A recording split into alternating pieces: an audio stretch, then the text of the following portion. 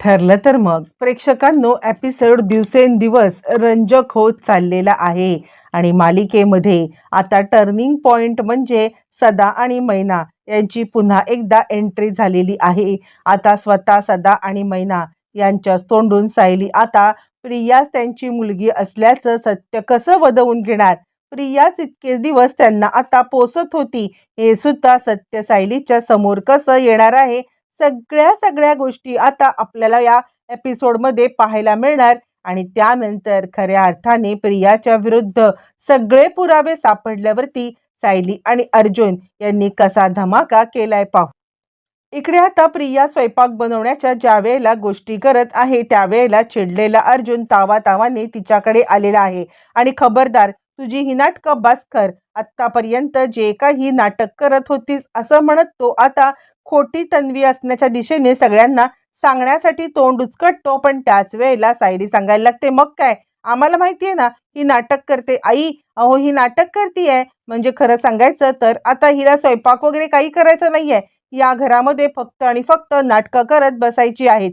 यावरती मग आता ती सांगते तुम्ही शांत व्हा. तुम्हाला काय वाटतं घरच्या कोणाला कळत नाहीये का की प्रियाची ही फक्त नाटकं चालू आहेत. काही नाहीये, सगळ्यांना माहितीये की प्रियाची नाटकं चालू आहेत. यावरती कल्पना म्हणते अरे हो अर्जुन, तू कशाला इतका विचार करतोयस. हे बघ ती फक्त नाटक करते हे आम्हाला माहितीये आणि तू स्वतःला इतका त्रास करू नको, सोडून दे हा विषय. असं म्हणत आता इकडे लगेचच कल्पना सुद्धा आता अर्जुनला शांत राहायला सांगते. पण अर्जुनला मात्र आता इतकी डोक्यात तिडक गेले की ह्या तन्वीला खाऊ की गिळू असं तो करतोय. आणि प्रियाला जरा संशय आलाय की ह्या अर्जुनचं चाललंय काय, का हा मला इतक्या आता पाण्यामध्ये पाहण्यासाठी पाहतोय. तिला काही कळायला प्रेक्षकांनो मार्ग नाहीये. मग त्याच वेळेला आता इकडे अर्जुनला सायली सांगते चला तुम्ही वरती चला, इथे स्वतःला त्रास करत घेत थांबू नका. त्याच वेळेला तिकडे आता अश्विन आलाय आणि अश्विन आल्यावरती तो म्हणतो झालं का, म्हणजे तुम्हाला सगळ्याच बाबतीत तन्वीचा प्रॉब्लेम आहे का.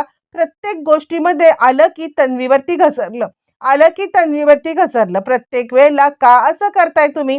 असं म्हणत तो आता इकडे अर्जुनला बोलत आहे. पण त्याच वेळेला मग आता इकडे सगळ्या गोष्टी चालू असताना यावरती प्रिया सांगते जाऊ दे ना अश्विन, तू नको स्वतःला त्रास करून घेऊ. अजूनही त्यांना आता विश्वास वाटत नाहीये की मी सुधारले. मी प्रयत्न तर करते आहे, पण जर का यांना आता विश्वासच वाटत नाहीये तर काय करू मी.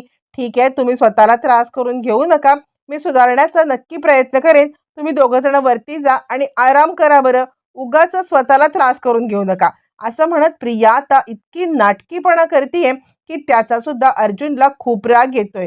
मग आता अर्जुन आणि सायली दोघं जण वरती आलेत. वरती आल्यावरती अर्जुन सायलीवरती खूपच चिडलाय. का का मला थांबवलंस तू, काय गरज होती तुला थांबवायची. ती तन्वी कसं वागतीये आणि तिचं खोटं आपण आता का सहन करायचं, तिचं खोटं का लपवून ठेवायचंय. त्यावरती लगेचच आता इकडे सांगायला लागते सायली मी कुठे म्हणतीये की तिचं खोटं आपण आता लपवून ठेवायचंय. काहीही झालं ना तरी सुद्धा तिचं खोटं आपण बिलकुल लपवायचं नाहीये, सगळं सत्य समोर आणायचं आहे. तुम्हाला माहिती आहे ना जर का आपल्याकडे ठोस पुरावे नसतील तर कोर्टामध्ये तुम्हाला सुद्धा काही वेळेला गप्प बसायला लागतं आणि त्यावेळेला तुम्ही माझ्यापासून सुद्धा अनेक गोष्टी लपवून ठेवता की नाही ठेवता. ठेवताना मग तसंच आहे, आपल्याकडे ठोस पुरावा नाहीये. जे पुरावे आत्ता आहेत त्या पुराव्यांच्या आधारावरती जर का आपण सगळ्यांच्या समोर तिला एक्सपोज करायला गेलो तर ती आपल्याला या सगळ्यामध्ये आता खोटं ठरवेल आणि खोटं ठरवून मग ती आपल्यालाच या सगळ्यामध्ये उलटं पाडेल.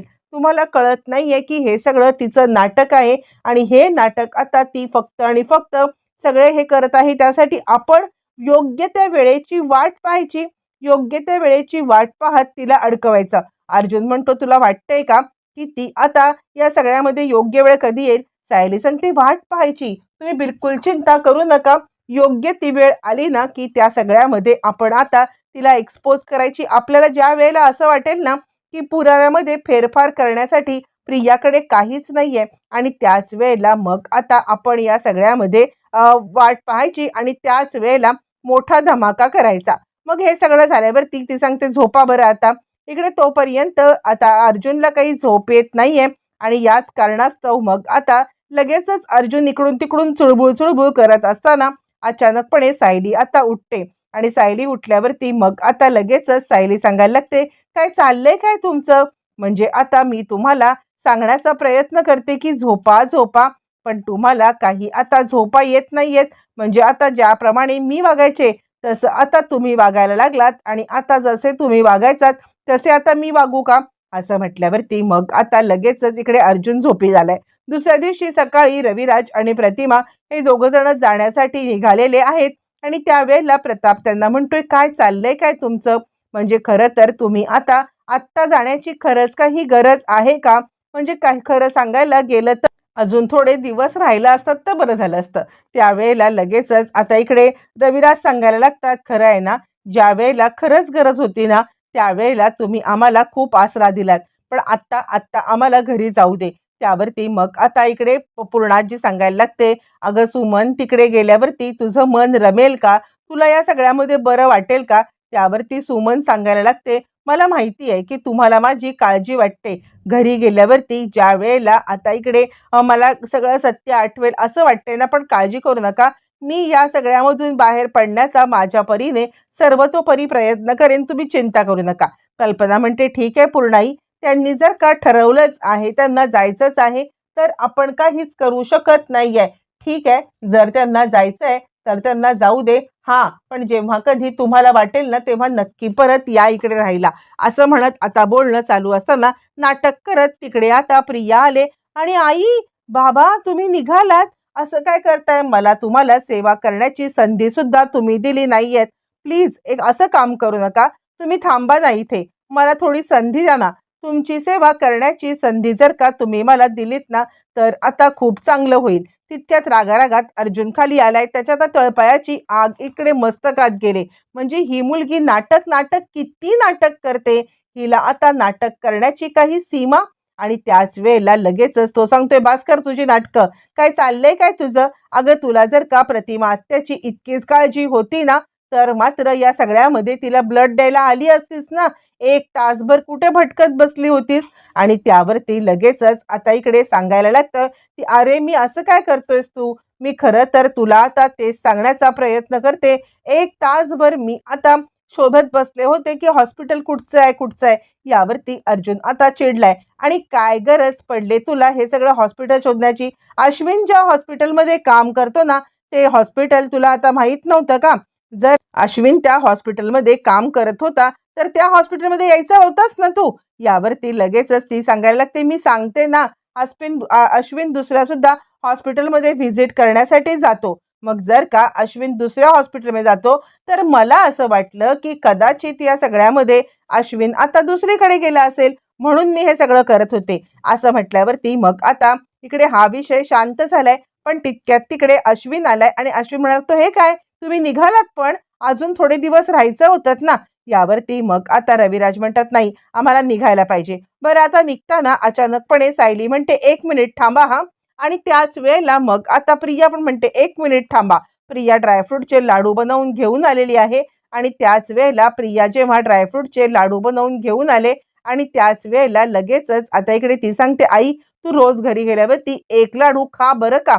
असं म्हटल्यावरती लगेचच आता इकडे रविराज म्हणतात, मुळातच आम्हाला अजिबात गरज नाहीये या सगळ्याची.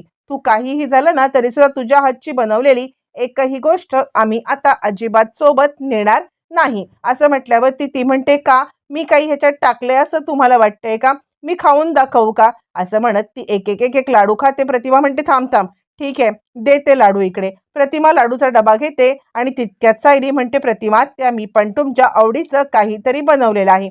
आणि त्यानंतर मग आता प्रतिमा त्यांच्या आवडीचं बनवलेले नारळाच्या वड्या ज्या वेळेला सायली आता घेऊन येते आणि त्याच वेळेला सायली सांगते, प्रतिमा त्या या तुमच्या आवडीच्या नारळाच्या वड्या. प्रतिमा खूपच खुश होते. प्रियाचा डबा खाली ठेवते आणि सायलीचा डबा हातात घेते. नारळाच्या वड्या मला तर खूप आवडतात. त्यावरती लगेचच मग आता सांगायला लागते सायली, की रोज खा बरं का. प्रतिमा म्हणते, हो तू काहीच काळजी करू नकोस, मी या सगळ्यामध्ये रोजच त्या वड्या खाईन. मग निघताना प्रतिमा सायलीचा डबा हातात घेते, प्रियाचा डबा खाली ठेवते. त्याच वेळेला प्रिया म्हणते, आई अगं असं काय करतेस तू? आता माझा डबा विसरलीस. मला माहिती आहे की तुम्हाला वाटतंय की मी सुधारलेली नाहीये, पण एक लक्षात ठेव, या घरातलीच लोक तुला फोन करतील आणि समजावून सांगतील की मी खरंच सुधारलेली आहे. असं म्हणत प्रियाची नाटकं आता नेक्स्ट लेवलची आहेत. म्हणून अर्जुनला खूपच राग आलेला आहे.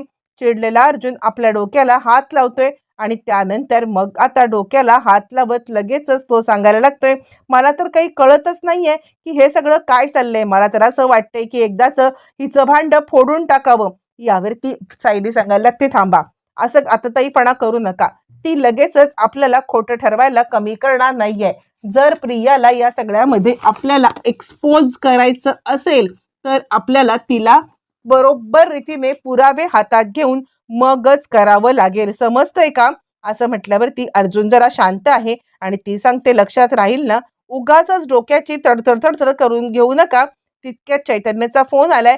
चैतन्य सांगतोय की लवकरात लवकर आता इकडे ये, आपल्याला मीटिंग आहे ना, तुला माहिती आहे ना. यावरती लगेचच आता इकडे अर्जुन सांगायला लागतोय, हो मीटिंग आहे आणि मी येतोय. असं म्हटल्यावरती अर्जुन खाली आलाय. सायली सांगते, विमलताई पटकन डबा द्या यांचा, यांना खाली जायचं आहे, यांना ऑफिसला जायचं आहे. असं म्हटल्यावरती ताबडतोब आता इकडे विमल डबा भरते. तितक्यात अश्विन सांगतो आहे, अस्मिताबाई कुठे आहे. त्यावरती कल्पना म्हणते, ती तिच्या रूम मध्येच आहे. अजूनही रूम मधून ती बाहेर आलेली नाहीये. काय करावं कळत नाही. त्यावरती अश्विन आता सांगायला लागतोय, खरं सांगायचं तर आता मुळातच या सगळ्यामध्ये म्हणजे अस्मिताबाईशी मला तिच्या सोनोग्राफी बद्दल बोलायचं होतं. कल्पना सांगते, जा ना मग, अरे बोलून घे ना. त्यावरती अश्विन म्हणतो, नाही नाही, मी त्या रूम मध्ये जाणार नाही. कारण काही झालं तरी सुद्धा या सगळ्यामध्ये आता मला असं वाटतंय की तो तिचा नवरा असेल ना, मग मी कसं काय त्या रूम मध्ये जाणार. नाही नाही, मी त्या रूम मध्ये नाही जाऊ शकत. त्यावरती प्रताप सांगतो, अरे नाही, तो आत्ताच बाहेर गेलाय, मी पाहिलं ना. यावरती तो म्हणतो, ठीक आहे, मग मी सुद्धा जाऊन येतो. मग प्रिया सांगायला लागते की ठीक आहे, मी सुद्धा आता तुझ्या सोबत येते. अस्मिताला काय खायला पाहिजे, काय खायला नको, हे सगळं सगळं आता मी पाहते. तोपर्यंत मग आता लगेचच इकडे सायली म्हणायला लागते, काय गरज पडली तुला तिकडे जायची. अर्जुन म्हणतो, अजिबात गरज नाहीये अस्मिताबाईच्या रूम मध्ये जायची. सायली सांगते, हो ऑलरेडी तिला खूप व्याप आहेत आणि त्याच्यात तू तिकडे जाऊन त्रास देऊ नको. आता अश्विन सांगायला लागतो, काय तुम्हाला वाटतंय काय की तिकडे जाऊन आता इकडे ती काय खून करणार आहे का अस्मिताबाईचा. काय चाललंय पूर्णाजी या घरामध्ये. म्हणजे आता हे दोघं कसे बोलतायत, कसे वागतायत, मला तर खरंच कळत नाहीये. पूर्णाजी म्हणते, अरे अर्जुन असू दे की, तिला जर का अस्मिताला भेटायला जायचंय तर जाऊ दे की, काही झालं तरी सुद्धा ती बोलेल आणि येईल. तिला काय खायला हवं असेल तर विचारेल. त्यावरती प्रताप म्हणतो, बरोबर आहे. अरे अश्विन अर्जुन तू नको ना उगाच हे करू. अश्विन बरोबर बोलतोय, याच्यावरून वाद वाढतील ना घरातले. त्यावरती मग आता कल्पना म्हणते, जा तन्वी, तू एक काम कर, तू आता अस्मिताला काय खायला हवंय आणि काय खायला नकोय या संदर्भात जे काही आहे ते सगळं विचारून घे. असं म्हटल्यावरती मग आता लगेचच हे दोघं जण निघालेली आहेत. ज्या वेळेला हे दोघं जण निघतात आणि त्याच वेळेला आता इकडे अर्जुन सायली चिडलेले आहेत आणि चिडलेले अर्जुन सायली ताबडतोब आता इकडे सांगायला लागतात, काय गरज काय पडले, म्हणजे तुम्ही हिच्यावरती विश्वास ठेवून खूप मोठी चूक करताय, ही गोष्ट तुम्हाला कळत नाहीये का. यावरती आता इकडे पूर्णाजी म्हणते, अरे ती सुधारण्याचा प्रयत्न करते तर सुधारू दे की, आपण कशाला तिला हे करायचं. आता इकडे सगळे घरचे जण ती सुधारते असा विश्वास दाखवतायत. पण त्याच वेळेला सायली आणि अर्जुन यांना मात्र या सगळ्यामध्ये काहीही झालं तरी सुद्धा आता तिचं सत्य माहिती आहे. प्रिया आता भेटाय म्हणून प्रियाचा पाठलाग करत आता सायली तिच्या मागावरती आले. प्रिया भेटायला आलेली आहे, ती म्हणजे तिच्या खऱ्या आई वडिलांना सदा आणि मैनाला त्यांना पैसे देती आहे आणि पैसे देऊन त्यांना आता तिकडून निघालेली आहे. आपलं गुपित गुपित ठेवण्यासाठी ती त्यांना इतके दिवस पैसे देते. सायली लपून छपून पाहते आणि तिच्या लक्षात आले काहीतरी गौड बंगाल आहे. सदा आणि मैना यांना पैसे देऊन ही काय सिद्ध करतेय. त्याच वेळेला लगेचच आता प्रिया गेल्यावरती सायली आले आणि तिने या दोघांना रंगे हात पकडले. तुमचा आणि प्रियाचा काय संबंध आहे, लवकरात लवकर सांगा, नाहीतर पोलिसांना बोलवेन. प्रेक्षकांनो, एका झटक्यात दोघं जण ट्रॅपमध्ये अडकलेत. आता सायली या दोघांना घेऊन ज्या वेळेला घरी जाणार त्यावेळेला महासत्याचा कसा उलगडा होणार, येणाऱ्या भागामध्ये सगळं सगळं आता आपल्याला पाहायला मिळणार आहे.